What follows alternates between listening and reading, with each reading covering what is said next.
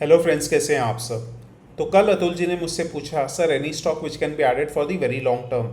And instantly मेरे दिमाग में दो नाम आए, action construction and Gravita India. At the same time ये भी रियलाइज़ किया कि आजकल अपने लॉन्ग टर्म इन्वेस्टिंग पे कम फोकस कर रहे हैं, कहीं ना कहीं स्विंग ट्रेडिंग या फिर इंट्राडे ट्रेडिंग के चक्कर में ज़्यादा फंस गए हैं।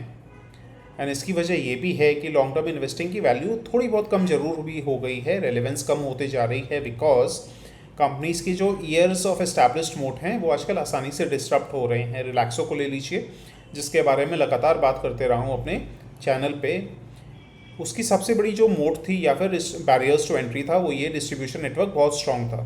आप किसी भी गली मोहल्ले या फिर गांव में चले जाइए, आपको रिलैक्सो की शॉप मिल जाती थी, जिसके कारण कोने कोने में आप रिलैक्सो के स्लीपर्स खरीद सकते थे, शूज़ खरीद सकते थे। बट ई कॉमर्स आने की वजह से जो शूज़ एंड स्लीपर्स की मैन्युफैक्चरिंग कभी इतनी डिफिकल्ट नहीं थी, बट जगह जगह कोने कोने तक पहुंचाना बहुत मुश्किल था। बट ई कॉमर्स ने ये प्रॉब्लम हल कर दी है न्यूअर कंपनीज़ के लिए। आप एक पेयर ऑफ स्लीपर्स आप कहीं भी सर्च कर लीजिए, मिंत्रा, अमेजॉन, फ्लिपकार्ट, आपको हंड्रेड्स ऑफ ब्रांड्स मिल जाएंगे एंड काफ़ी अच्छे अच्छे ब्रांड्स हैं एंड काफ़ी अच्छे अच्छे क्वालिटी के स्लीपर्स मिल रहे हैं, जिसकी वजह से रिलैक्सो ने लास्ट 5 ईयर्स में -36% का रिटर्न्स दिया है। तो इसीलिए मैंने ट्विटर पे भी शेयर किया था, आप ज्वाइन कर सकते हैं मुझे ट्विटर पे। वो ये कि लॉन्ग टर्म स्टॉक्स की फ़ीचर्स क्या होती हैं। तो सबसे इम्पॉर्टेंट फ़ीचर ये होती है कि जो सिक्लिकलिटी है वो बहुत ही कम होनी चाहिए। फॉर एग्जांपल मेटल स्टॉक्स में अगर आप इकॉनमी अपसाइड में है या बूम कर रही है तो मेटल स्टॉक्स बहुत अच्छा करेंगे, लेकिन जैसे इकॉनमी डाउनटर्न में जाने लगेगी मेटल स्टॉक्स क्रैश हो जाएंगे। इसी वजह से long term investment metal stocks में जनरली नहीं बनता है। उसके बाद ऑपरेटिंग कैश फ्लोज बहुत ज़रूरी हैं, सिर्फ नेट प्रॉफिट से कुछ नहीं होगा। अपने जेनसॉल देख चुके हैं, बहुत सारी ऐसी कंपनीज देख चुके हैं जो ऑन बुक्स तो नेट प्रॉफिट दिखा रही थी बट ऑपरेटिंग कैश फ्लोज नहीं थे, तो कहीं ना कहीं फ्रॉड या मैनिपुलेशन चल रहा था, क्योंकि कैश फ्लोज को मैनिपुलेट करना आसान नहीं होता। उसके बाद सॉलिड बैलेंस शीट होनी चाहिए, that means debt manageable level पे होनी चाहिए, बिकॉज डेट अगर बहुत ज़्यादा होती है तो बैंक्रप्सी रिस्क या फिर इंसॉल्वेंसी रिस्क बहुत बढ़ जाता है। उसके बाद consistent revenues and earnings growth. अब consistent revenues and earnings growth के लिए केपेक्स बहुत ज़रूरी हो जाता है। केपेक्स करते रहेंगे जिसके कारण अर्निंग्स एंड रेवेन्यूज़ ग्रो करते रहें। सिर्फ केपेक्स करने से भी नहीं होगा, जो केपेक्स कर रहे हैं वो सही तरीके से करना पड़ेगा। एट द सेम टाइम ये डिटरमाइन करके करना पड़ेगा जो केपेक्स है वो रेवेन्यूज़ एंड अर्निंग्स भी जनरेट कर पाएगा। अब मेरे चैनल को ही ले लीजिए, मेरा चैनल स्टेगनेंट हो गया है या डिक्लाइन फेज़ में है, क्योंकि मैं ना ही रेगुलरली वीडियोस बना रहा हूँ, एट द सेम टाइम ना मैं कुछ इन्वेस्ट कर रहा हूँ इंटीरियर्स के ऊपर, वीडियो सेटअप के ऊपर, ऑडियो सेटअप के ऊपर, जिसके कारण मेरा चैनल स्टेगनेंट हो गया है। तो केपेक्स करूँगा तो हो सकता है कुछ टाइम जरूर लगेगा, बट आने वाले क्वार्टर्स एंड ईयर्स में मेरा चैनल भी शायद ग्रो करने लगे, as long as content relevant होगा या अच्छा होगा। स्ट्रॉन्ग मैनेजमेंट होनी चाहिए, ड्यूरेबल बिजनेस मॉडल होना चाहिए विद मोट यानी बैरियर्स टू एंट्री, जो मैंने डिस्कस किया है अभी। उसके बाद रीजनेबल वैल्यूएशन होनी चाहिए, ऐसा नहीं हो नेक्स्ट फ्यू ईयर्स की जो ग्रोथ है वो ऑलरेडी प्राइस में आ चुकी हो, प्राइस अर्निंग्स रेशियो या फिर वैल्यूएशन ऑलरेडी बहुत हाई हो। एग्जाम्पल्स भी दिए मैंने, एक्शन कंस्ट्रक्शन या ग्रेविटा इंडिया। एंड उसके बाद ग्रेविटा इंडिया की अगर बात करते हैं तो मैंने ये स्टॉक में नवंबर 2022 को एंट्री ली थी 346 के प्राइस के आसपास, एंड काफ़ी अच्छे क्वांटिटी में एंट्री ली थी। एंड उसके बाद मैं इसमें रेगुलरली एवरेजिंग अप भी करता रहा हूँ। जैसे आप देख सकते हैं अराउंड एक साल बाद 23 में, अक्टूबर 23 में मैंने ग्रेविटा ऐड किया, एक्शन कंस्ट्रक्शन ऐड किया, एलेकॉन ऐड किया था। उसके बाद अगेन 1 ईयर लेटर 24 में, अक्टूबर 24 में मैंने ग्रेविटा सेल कर दिया था 2230 के प्राइस पे, बिकॉज ग्रेविटा ने 2 क्वार्टर से अपनी जो गाइडेंस है वो मिस कर दी थी। Eight the same time valuation काफ़ी हाई हो गई थी, एंड मैं वैल्यूएशन को लेकर थोड़ा बहुत अनकंफर्टेबल हो जाता हूँ जब वैल्यूएशन एक्सेसिवली हाई हो जाती है, जिसकी वजह से बहुत सारे ऐसे स्टॉक्स हैं, जैसे मजगांव डॉक मैंने 5500 पे सेल कर दिया था। उसके बाद जब ये बोनस से स्प्लिट हुआ तो मुझे नहीं पता क्या हुआ, बट मैंने जब सेल किया था 5500, उसके बाद वापस स्टॉक काफ़ी करेक्ट हो गया था। ऐसे ही बहुत सारे और स्टॉक्स हैं, जैसे फॉर एग्जांपल केन्स टेक है, मैंने 7500 के आसपास सेल किया था। अब लेकिन कुछ फ्राइडे को इसके रिजल्ट्स भी आए हैं, ग्रेविटा के रिजल्ट्स काफ़ी अच्छे रहे हैं। अब मैं इसमें री एंट्री बनाने की सोच रहा हूँ, और मेंबर्स से रिक्वेस्ट है आप ये वीडियो एंड तक जरूर देखें, क्योंकि कुछ इंपॉर्टेंट पॉइंट्स हैं जो आप मिस कर देंगे। फॉर एग्जांपल लास्ट संडे मैंने रील बनाई थी एलेकॉन के ऊपर, एंड मैंने ये कहा था कि मंडे को शायद मैं परचेज करूंगा। फिर मैं मंडे मॉर्निंग को मैंने शायद 515 के प्राइस पे परचेज़ किया था, मेंबर्स को तुरंत इन्फॉर्म किया था, बट काफ़ी मेंबर्स ने रील नहीं देखी थी, वो रेडी नहीं थे, उन्होंने परचेज़ नहीं कर पाया है। And within a week ये stock I think more than 10% rise कर चुका है 515 के लेवल से। अब चलिए ग्रेविटा इंडिया को डिस्कस करते हैं। सबसे पहले इसकी जो पावर पॉइंट प्रेजेंटेशन है उसको देखते हैं। एंड कंपनी का विजन 29 का जो है, कंपनी हर साल 1 साल का विजन बढ़ा देती है या फिर rolling 5 years vision company present कर रही है। एज ऑफ नाउ विजन 29 क्या है? जो कंपनी है न्यू रिसाइकलिंग वर्टिकल्स में फोकस करेगी। एज ऑफ नाउ कंपनी का ज़्यादातर फोकस रहता है लेड पे, बट अब कंपनी धीरे धीरे एक्सपैंड करने लगी है lithium, steel, rubber, paper etcetera में। जो वॉल्यूम CAGR है वो 25% के रेट पे रहेगा। प्रॉफिटेबिलिटी ग्रोथ 35% प्लस रहना चाहिए CAGR। इसका मतलब ये है अगर 35% भी कंपनी अचीव कर पाती है तो कंपेयर टू मतलब नेक्स्ट 5 ईयर्स में अराउंड 4.5 टाइम्स हो जाएगा प्रॉफिट। तो अगर प्राइस भी उसी को फॉलो करता है तो स्टॉक प्राइस भी 4.5 टाइम्स होने का पोटेंशियल रखता है। उसके बाद रिन्यूएबल एनर्जी पे कंपनी ज़्यादा फोकस करेगी या यूज़ ज़्यादा करेगी। रिटर्न ऑन इन्वेस्टेड कैपिटल 25% होना चाहिए। वैल्यू एडेड प्रोडक्ट्स कंपनी ज़्यादा फोकस करेगी, 50% प्लस हो जाना चाहिए, जिसके कारण जो मार्जिन है ज़्यादा मिलेगी, जिसके कारण वॉल्यूम तो 25% से ग्रो होगी बट प्रॉफिट्स 35% से ग्रो होगा। 30% प्लस नॉन लेड बिजनेस से आना चाहिए। उसके बाद कंपनी इसी पर्पस को अचीव करने के लिए, इसी ग्रोथ को अचीव करने के लिए केपेक्स कर रही है। आपने देख रहे हैं FY25 में जो 3.3 मिलियन टन्स पर एनम की जो कैपेसिटी है वो प्लान्ड है 7.3 मिलियन टन्स पर एनम हो जाए बाय FY28। FY26 के लिए कंपनी ने टारगेट रखा है एग्जिस्टिंग वर्टिकल्स के लिए 326 करोड़ इन्वेस्ट करें एंड न्यू वर्टिकल्स के लिए 50 करोड़।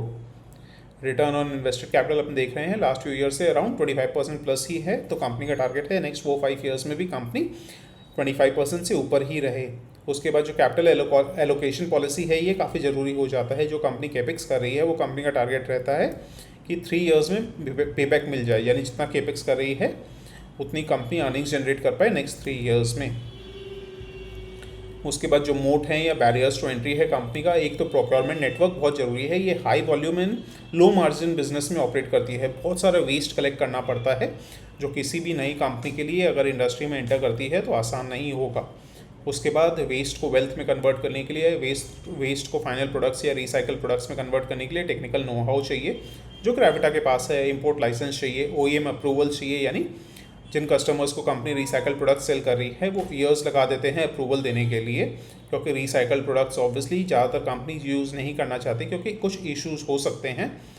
लेकिन रिसाइकल प्रोडक्ट्स की कॉस्टिंग कम होती है। Eight the same time government भी फोकस कर रही है पॉल्यूशन की वजह से कि ज़्यादा से ज़्यादा रिसाइकल प्रोडक्ट्स यूज़ हों न्यूअर प्रोडक्ट्स में, जिसके कारण एक टेलविंड भी है। मल्टीनेशनल प्रोक्योरमेंट नेटवर्क है and capability to develop customize product है। कंपनी अपने कस्टमर्स के हिसाब से प्रोडक्ट्स को कस्टमाइज़ कर पाती है, जिसके कारण वो हाई वैल्यू एडेड जो प्रोडक्ट्स हैं उसमें हायर मार्जिन जनरेट कर पाती है कंपनी।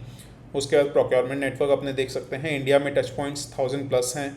उसके बाद अफ्रीका में 850 प्लस हैं। यूरोप, अमेरिकाज, ऑस्ट्रेलिया में भी टारगेट कर रही है। ऐसे ही कस्टमर नेटवर्क इंडिया में अराउंड 285 हैं, मिडिल ईस्ट में 30 हैं, यूरोप में 19 हैं। अब धीरे धीरे कंपनी कस्टमर्स भी all over the world target कर रही है, इवन दो प्रोमिनेंट इंडिया ही है। उसके बाद जो कस्टमर्स हैं वो आप देख सकते हैं, Amara Raja batteries, Exide batteries, Panasonic, KEI industries, काफ़ी सारे रिनाउंड क्लाइंट्स हैं कंपनी के पास। उसके बाद अपने देख रहे हैं एक और जो टेलविंड कंपनी को मिल रही है वो ये कि जो इनफॉर्मल सेगमेंट है, for example lead recycling mostly अभी तक इनफॉर्मल जो सेगमेंट है इकॉनमी का उसमें होती रही है, बट अब जो फॉर्मल सेगमेंट है उसकी इंपॉर्टेंस धीरे धीरे बढ़ रही है। कंपनी का मानना है कि नेक्स्ट ईयर तक FY25 में अराउंड जो 40% है वही फॉर्मल सेगमेंट में हो रही है, बट नेक्स्ट ईयर तक 75% फॉर्मल सेगमेंट में आ जाएगी। तो अगेन कंपनी को हाई वॉल्यूम बिजनेस भी मिलेगा, मार्केट शेयर कंपनी गेन करेगी at the expense of informal segments, जिसके कारण ग्रेविटा फोकस में रह सकता है आने वाले टाइम में। अब आते हैं स्क्रीनर के ऊपर, इसमें ग्रेविटा सर्च करते हैं अपने। तो सबसे पहले मैं इसकी जो एनालिसिस करनी स्टार्ट करता हूँ किसी भी कंपनी की, तो सबसे पहले शेयर होल्डिंग पैटर्न देखता हूँ।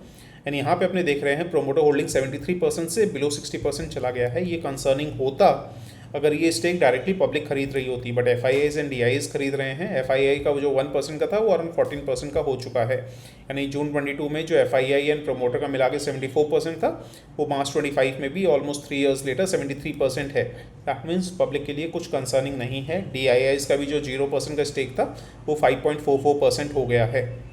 तो पब्लिक का स्टेक ओवरऑल जो लॉन्ग टर्म ट्रेंड है वो डिक्लाइनिंग फेज में ही है, वो एक पॉजिटिव पॉइंट हो जाता है। उसके बाद नंबर ऑफ शेयर होल्डर्स भी 1.27 लाख्स के आसपास हैं, जो अगैन काफ़ी इंपॉर्टेंट हो जाता है, जिसमें 5 लाख्स 10 लाख्स 15 लाख्स या उससे भी ज़्यादा शेयर होल्डर्स होते हैं। उन कंपनीज़ को मैं जनरली अवॉइड करता हूँ, क्योंकि वहाँ पे वो कंपनी कहीं ना कहीं जो बोलते हैं ऑलरेडी नोन होती है, या उसमें सारे फैक्टर्स अकाउंट हो चुके होते हैं, जिसके कारण प्राइस बढ़ने का स्कोप कम हो जाता है। जैसे ही प्राइस ज़्यादा बढ़ता है वैसे ही कुछ सेलर्स एक्टिवेट हो जाते हैं उन शेयर होल्डर्स में, एंड स्टॉक प्राइस उतना नहीं बढ़ पाता है।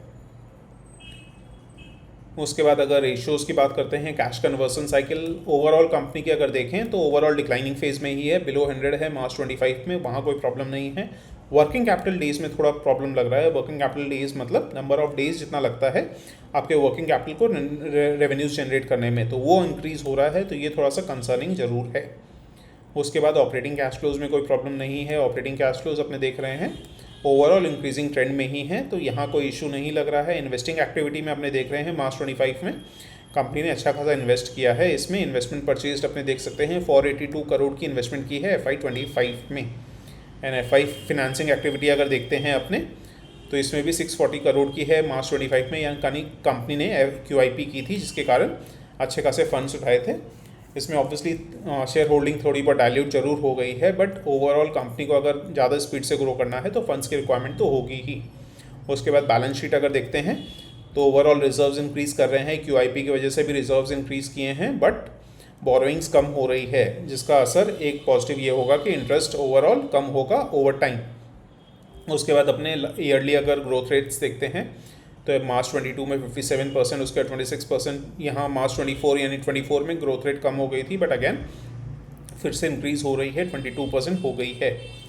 एंड क्वार्टरली रिजल्ट्स भी अगेन पॉजिटिव इंडिकेट कर रहे हैं, कंसिस्टेंट ग्रोथ आ रहा है रेवेन्यूज़ एंड अर्निंग्स में। मार्च 25 में अगर देखते हैं तो कंपनी ने first time 4 digit sales figure achieve किया है, 1037 करोड़ की सेल्स हो गई है। ईयर ऑन ईयर अगर कंसिडर करें तो 20% रेवेन्यूज़ ग्रो की हैं at a time when global environments काफ़ी अनसर्टेन हो चुके हैं। उसके बाद अपने देखते हैं ऑपरेटिंग प्रॉफिट मार्जिन जो है वो भी 88% से 9% हो गई है। दैट मीन्स कंपनी 8 to 9% पे मार्जिन मेंटेन कर पा रही है। ना इंटरेस्ट अगर देखते हैं लास्ट क्वार्टर में जो 13 करोड़ था वो 6 करोड़ का हो गया है, तो ये जो इंटरेस्ट कम हो रहा है इसका डायरेक्ट असर होगा नेट प्रॉफिट इंक्रीज़ होने में। एंड नेट प्रॉफिट अपने देख पा रहे हैं ऑलमोस्ट 69 करोड़ से 95 करोड़ हो गया है। दैट मीन्स अराउंड 38% का ग्रोथ दिखा रहा है ईयर ऑन ईयर। उसके बाद आते हैं अगर अपने देखते हैं पी रेशियो या फिर सबसे पहले EPS जो है, EPS ये बार्स इंडिकेट कर रहा है, लगातार EPS ग्रो कर रहा है। मीडियन P 22 के आसपास है, जो मुझे नहीं लगता, क्योंकि कंपनी री-रेट हो चुकी है इस ग्रोथ को देखते हुए। तो फॉर अ कंपनी जो टारगेट कर रही है 35% प्रॉफिट ग्रो करने का फॉर द नेक्स्ट 5 ईयर्स, उसको 22 का P मीडियन P मिलना बहुत मुश्किल है। एज ऑफ नाउ 40 का P चल रहा है, जो मुझे लगता है काफ़ी रीजनेबल है। सेल्स भी अपने देख रहे हैं, कंपनी लगातार इंक्रीज़ कर रही है वाइल मेंटेनिंग इट्स मार्जिन्स। उसके बाद प्रॉफिट प्राइस अर्निंग्स रेशियो अगर देखते हैं 43 के आसपास है, कोई प्रॉब्लम नहीं है। Return on capital employed, return on equity 20% plus है। पेग रेशियो 0.87 है। प्राइस टू बुक वैल्यू 6.46 है, अगेन रीजनेबल है।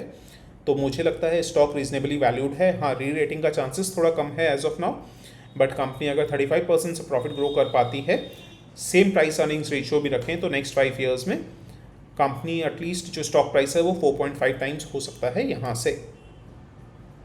अब आते हैं टेक्निकल्स के ऊपर। टेक्निकल्स ग्रेविटा इंडिया, यही तो उसमें अगर आप देख रहे हैं यहाँ से स्पेशली सितंबर 24 के बाद company lower highs and lower lows बना रही है, जो अगेन नेगेटिव ट्रेंड था, बट यहाँ पे अब इसको ये जो ट्रेंड लाइन आ रही है ऑलमोस्ट मार्च 24 से, इसका सपोर्ट मिल रहा है। यहाँ पे अपने एक देख रहे हैं कन्वर्जिंग ट्रायंगल मिल रहा है, तो यहाँ पे इस पॉइंट पे अगर कंपनी ब्रेकआउट देती है या स्टॉक ब्रेकआउट देता है तो अच्छे रिटर्न्स बन सकते हैं आने वाले टाइम में। एंड मुझे लगता है ये जो रिजल्ट्स आए हैं ये ट्रिगर प्रोवाइड करेगा ब्रेकआउट देने के लिए। एंड मंडे को जस्ट इन केस अगर बहुत ज़्यादा सिग्निफिकेंट गैप अप नहीं होता है तो मैं भी एंट्री बनाऊंगा, मोस्ट प्रोबेबली बल्क में परचेज करूंगा ग्रेविटा इंडिया को, क्योंकि मुझे लगता है स्टॉक्स भी रीजनेबली वैल्यूड है अभी, मार्केट्स भी ओवरऑल फेयरली वैल्यूड है, थोड़ा बहुत ऊपर नीचे ऑब्वियसली शॉर्ट टर्म में हो सकता है। तो जो मेंबर्स हैं वो अगेन मंडे मॉर्निंग को ध्यान रखें, मैं ग्रेविटा जब भी लूँगा, जिस प्राइस पे लूँगा, जितनी क्वांटिटी लूँगा, सब आपको तुरंत इन्फॉर्म कर दूंगा विद इन अ मिनट और 2 मेरे बाय करते ही। चलिए इसी बात पे वीडियो यहीं एंड करते हैं। अच्छा लगा हो तो please do like share and subscribe. मिलते हैं नेक्स्ट वीडियो में।